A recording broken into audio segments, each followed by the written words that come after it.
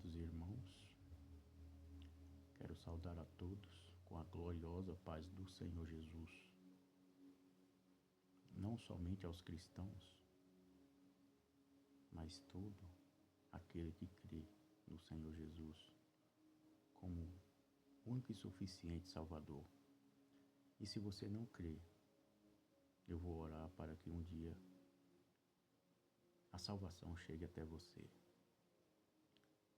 Glória a Deus por esta boa palavra. Eu vou recitar apenas um versículo aqui da Bíblia para meditação e depois vocês leem a história no que quer dizer com esta palavra, com este versículo. Hoje eu me peguei meditando na carta de Filemão.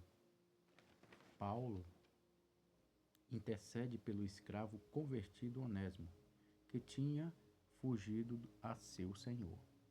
Eu vou ler apenas o capítulo 1, o versículo 16, que diz assim, irmãos: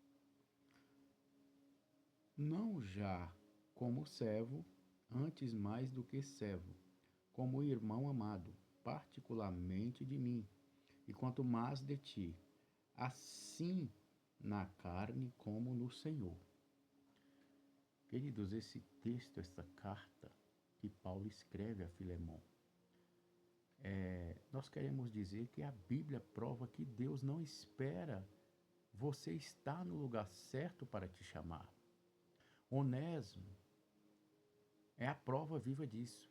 Ele não estava em um culto, não estava em um altar, não estava buscando redenção. Ele estava fugindo. Onésimo era escravo de Filemão. E quem era Filemão? Filemão era um cristão influente da cidade de Colosso, na cultura grega romana. Então, o que acontece? Fugir era um crime muito grave. Um escravo fugitivo poderia ser marcado a ferro, torturado e até mesmo morto. Segundo juristas romanos como Gaio, o escravo era propriedade absoluta do seu senhor. Não tinha direitos, não tinha defesa, não tinha futuro. Então alegra o seu coração, porque nós vivemos num país laico. Antes era um país cristão, mas hoje nós vivemos num país laico. Você pode escolher a quem servir. Você pode ter uma religião. Você pode ter o direito de escolha.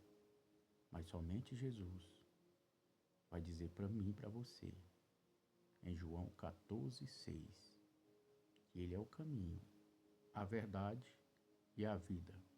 E que ninguém vai ao Pai, senão por Ele. Jesus disse, ninguém vai ao Pai, senão por mim. Ele é a porta, Ele é o caminho para nós chegarmos ao céu, a nova Canaã celestial. Então nós podemos ver que este escravo ele era marcado a ferro, torturado ou morto. Segundo juristas romanos, como o Gaio, como eu já falei, ele não tinha direito, não tinha defesa, não tinha futuro. Seu nome significa útil, mas ele vivia como descartável, provavelmente após roubar o seu senhor. Onésimo foge e chega a Roma. E aqui começa o escândalo do evangelho. Ele encontra Paulo não em liberdade, mas em cadeias. Paulo estava preso por causa do evangelho. Não por crime civil, mas por anunciar o reino que confrontava César. É por isso que muitas vezes os cristãos, irmãos, quando lê a Bíblia, prega a palavra, faz missão, são perseguidos. Muitos fazem chacota do nome do Senhor, mas eu e você fazemos menção do nome do Senhor, porque nós sabemos o Deus vivo que nós servimos. Sabemos que Jesus está vivo e por toda a eternidade, por gerações e gerações, pelos séculos dos séculos. E Ele nos promete também que aonde Ele estiver, lá estará vós também. Eu e você estaremos lá, se nós cremos. Então, irmãos, Paulo estava preso por causa do evangelho, que confrontava César. O apóstolo estava sob custódia romana, aguardando o julgamento. vivendo de doações, limitado fisicamente, mas espiritualmente incendiado, irmãos. Incendiado, cheio do Espírito Santo de Deus. Paulo, nas prisões que ele passou, irmãos, talvez trabalhava mais do que eu e você, pregando o Evangelho. É forte, mas é verdadeiro. Um homem cheio do Espírito Santo, um apóstolo, um pastor, um missionário, um abridor de igreja. E se nós olharmos para a vida de Paulo, quem era Paulo? Um perseguidor, um matador de crente, um homem que fechava as portas das igrejas, perseguia os cristãos. Mas quando este homem teve um encontro com Jesus, assim como eu tive também, eis que tudo se fez novo, as coisas velhas já se passaram, eis que tudo se fez novo. As boas novas chegou na minha vida, as boas novas vão chegar na sua. Creia tão somente, creia em Deus, creia em Jesus. A graça dele é infinita. Ele é misericordioso, ele é bondoso. Então nós podemos aprender com este texto, irmãos. Nesse ambiente que Paulo ganhava e ganhou Onésimo, este texto de Filemão revela que Paulo o chama de filho que gerei nas minhas prisões. Isso não é linguagem simbólica, é paternidade espiritual real, irmãos. Paulo discipula, Paulo ensina, Paulo corrige, restaura a identidade. Aqui entra a exegese, que a maioria ignora. Paulo não manda Onésimo ficar em Roma. Ele o envia de volta, mas não como escravo.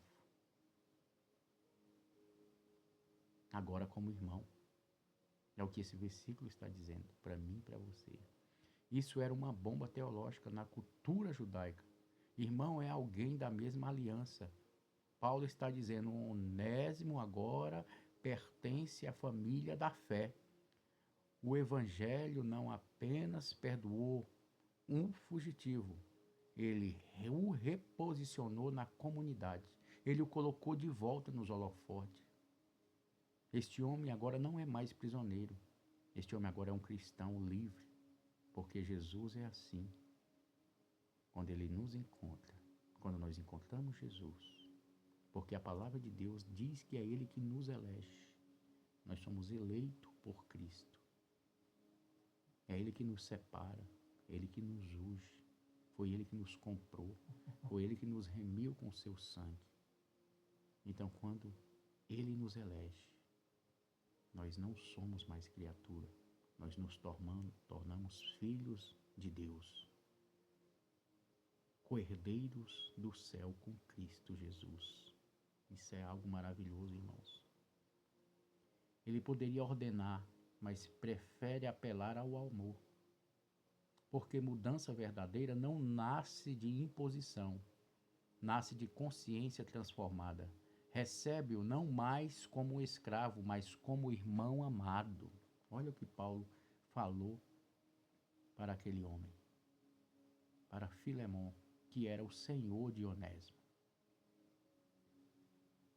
Essa frase confronta, irmãos, tudo: classe social, poder, orgulho religioso. Onésimo retorna carregando uma carta apostólica. O mesmo homem que fugiu com culpa volta com dignidade. Passado não foi apagado, foi redimido. É assim que Jesus faz com nós. Quando nós estávamos no mundo, nós éramos pecador, fazíamos coisas terríveis, mas a graça do Senhor nos alcançou. E somos redimidos pelo sangue de Jesus. Os Colossenses confirmam: Onésimo, fiel e amado irmão, que é um de vós. Paulo faz algo intencional. Ele o apresenta publicamente como parte da igreja, porque o evangelho não restaura em segredo. Ele cura diante de todos, ele restaura diante de todos, ele coloca nos holofotes diante de todos. Agora essa história deixa de ser antiga. Quantos Onésimo ainda vivem presos aos rótulos úteis, mas nunca filhos, aceitos para servir, mas não para pertencer. A pergunta não é onde você errou, é onde a graça te encontrou. Aleluia. Se você errou, se você vive errando, Deus não está te procurando para te acusar. Deus está te procurando para te restaurar, te colocar de pé na sua presença, no seu trono, escrever o teu nome no livro da vida e te fazer um filho dele. Porque Jesus vai ensinar que nós temos um Pai que está no céu, que nós podemos orar, que nós podemos clamar, que nós podemos interceder por outras vidas também. E Deus nos ouvirá do céu e nos responderá e anunciará coisas grandes que ainda não conhecemos e que nós ainda não sabemos. Glória a Deus por esta boa palavra, por este versículo. A graça de Deus te encontrou. Se não te encontrou, eu vou orar para que ela te encontre um dia. Porque quando Cristo entra na história, ninguém volta do mesmo jeito que saiu. Talvez hoje você perceba que não foi coincidência ter ouvido esta palavra. Talvez seja o dia de parar de fugir e aceitar que Deus não te chama pelo erro. Ele te chama pelo nome, que Ele mesmo restaurou. E se essa mensagem tocou, não deixe morrer em silêncio. Se essa mensagem te tocou, não deixe que ela morra em silêncio. Curta, compartilhe, medite na palavra. Este é o versículo que eu tenho para a tua vida hoje. Deus abençoe. Algumas verdades precisam ecoar, irmãos, porque há outros Onésimos esperando a coragem de voltar ou para voltar. Deus abençoe.